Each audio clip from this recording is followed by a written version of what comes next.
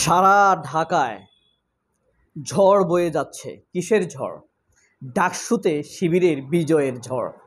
অর্থাৎ ঢাকা জুড়ে ডাকসু ঝড়। কিন্তু কলকাতার মানুষ ডাকসুকে নিয়ে কি ভাবছে জানেন?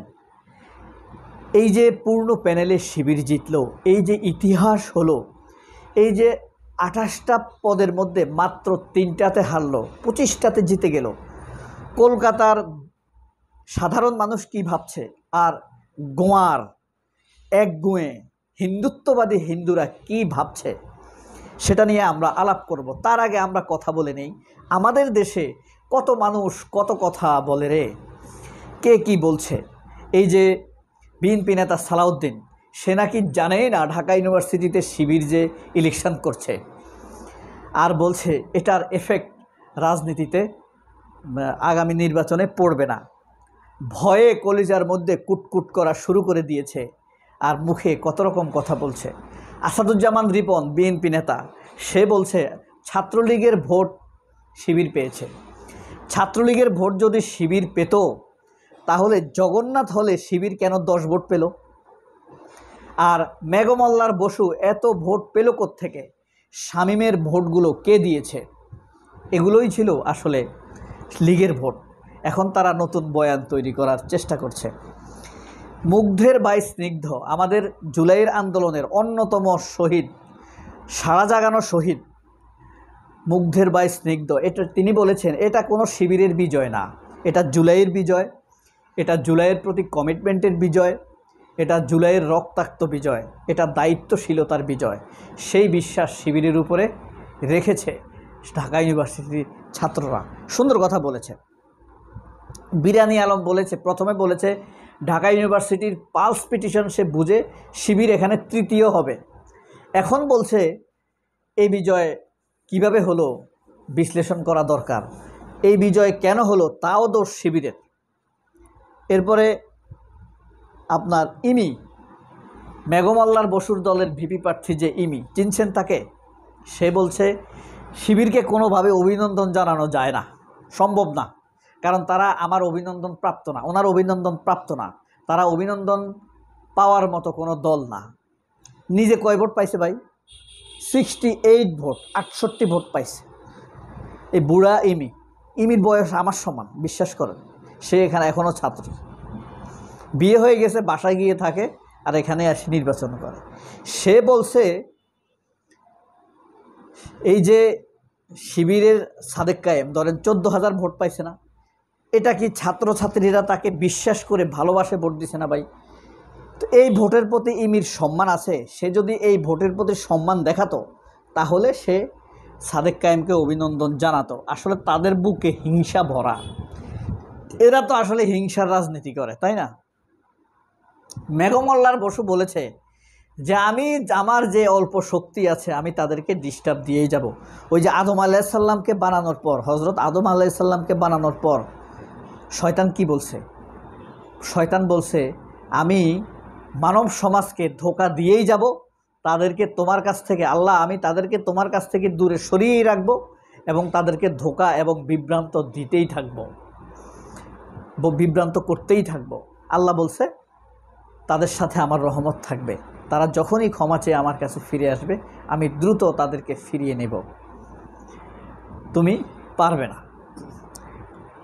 মেঘমল্লার বসু এখন সে কথা বলছে, কিন্তু এখন আমাদেরকে মেঘমল্লার বসুর লাল সন্ত্রাস, ডিস্টার্ব দেওয়া, গ্যাঞ্জাম করা, এসব থেকে রক্ষা করার জন্য আশ্বাস দিবে কে?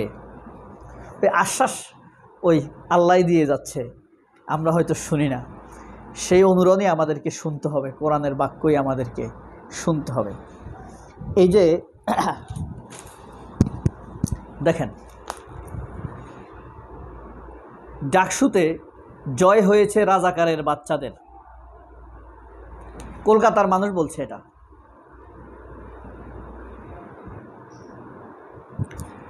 ডাকসুতে জয় হয়েছে রাজাকারের বাচ্চাদের। দেখেন, গর্গ চট্টোপাধ্যায় বলছে ঢাকা বিশ্ববিদ্যালয়ের শিক্ষিত ছাত্র সমাজের রাজনৈতিক আদর্শ হলো পাকিস্তানপন্থী এবং মুক্তিযুদ্ধ বিরোধী। তোমরা চিরকাল মুক্তিযুদ্ধের কথা বলো, স্বাধীনতার কেন কথা বলো না? এটার ব্যাখ্যা দিতে পারবা? মুক্তিযুদ্ধ মানে স্বাধীনতা নয়। মেঘমল্লার বসু ও উমামা ফাতেমা ভালো ফল করেছে, কারণ তারা ইসলামপন্থী। রাজনীতি ও রাজাকারদের বিরুদ্ধে দৃঢ় অবস্থান নিয়েছে তারা। মানে বুঝতে পারছেন, উমামা এবং মেঘমল্লার বসু কলকাতার হিন্দুত্ববাদীদের কাছে অত্যন্ত জনপ্রিয়। এই রিপোর্টটি করেছে বিশেষ প্রতিনিধি কলকাতা থেকে। দেখুন, একটু পড়ে শোনাই আপনাদেরকে। ঢাকা বিশ্ববিদ্যালয় কেন্দ্রীয় ছাত্র সংসদ নির্বাচনে ইসলামী ছাত্র শিবিরের বিজয়ে ভারতের কলকাতার বুদ্ধিজীবী মহলে তীব্র প্রতিক্রিয়া সৃষ্টি হয়েছে। ওখানকার কলামিস্ট, রাজনৈতিক বিশ্লেষক, লেখকদের মন্তব্যে উল্লেখ হতাশা স্পষ্ট। শিবিরের অর্জনকে বাঙালি জাতির শত্রু রাজাকারের বাচ্চাদের বিজয় বলেও ব্যাখ্যা করেছেন। ঠিক শেখ হাসিনা যেভাবে রাজাকারের বাচ্চা বলতো, মেঘমল্লার বসু যেভাবে রাজাকারের বাচ্চা বলে, যেভাবে শিবিরকে রাজাকারের বাচ্চা বলেছে ছাত্রদলের ভিপি প্রার্থী আবিদুল, ঠিক সেইভাবেই ট্রিট করলো কলকাতার লোকেরা। উমামা ফাতেমা তাদের কাছে খুব প্রিয় হয়ে উঠছে, আমরা যা দেখতে পাচ্ছি। আজকের আমার দেশের প্রধান শিরোনাম দেখেন, উত্তাল। রাজধানীতে ডাকসু ঝড়। দেখেছেন? রাজধানীতে ডাকসু ঝড়। এই ঝড় আলোচনা থামছে না। আজকে আবার জাকসুতে ইলেকশন, এই যে সেটাও লিখছে, এই যে দেখেন, জাকসুর ৩৩ বছর পর জাকসুতে ইলেকশন। ডাকসুর ঝড় কিভাবে বুঝলো এরা, দেখি তো। ভিপিজিএস সহ ডাকসুর ২৮ পদের ২৩টিতে জয়ী। সব মত ও আদর্শ মিলে একসঙ্গে কাজ করার প্রত্যয় সাদিকের। প্রকাশ্য রাজনীতির ১ বছরে বাজিমাত। প্রগতিশীল ধর্মনিরপেক্ষতার ক্যাম্পাসে ভিন্ন দৃষ্টান্ত। মাহবুব উল্লাহ। ঢাকা বিশ্ববিদ্যালয় কেন্দ্রীয় ছাত্র সংসদ ডাকসুর নির্বাচনে ফলাফলের চমকে দিয়েছে সবাইকে। ঢাকা বিশ্ববিদ্যালয়ের প্রকাশ্যে রাজনীতির শুরু থেকেই বাজিমাত করেছে বাংলাদেশ ইসলামী ছাত্র শিবির।